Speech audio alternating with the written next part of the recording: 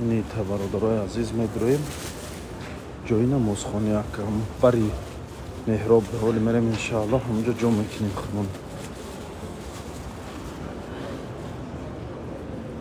بسم الله الرحمن الرحیم. این محراب پیامبر محمد صلی الله علیه و سلم.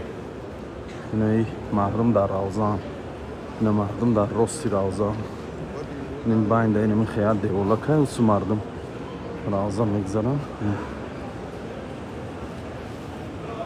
مردم نگاه کنید، این مردم در روزه پیامبر بین روزه ده، بین محراب و بین خانه مادرمون ویدیو شدن اونجا روزه پیامبرمون محمد صلی الله علیه و سلم. اینجا محراب بین اینجا جای نمازخانه مدینه ده امام ده خطیب ده اینجا مثل امام شون اینجا ده مثل میخونه این بلنده کدیده این بلنده ده ولی از آن بامداد تیان یا 2 ساعت 3 ساعت پس بامداد میشه.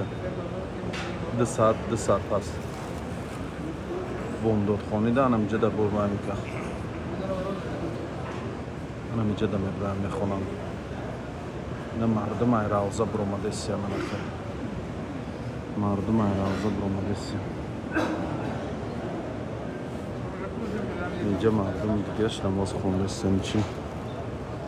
نماز دل شب میخونن و میکنن.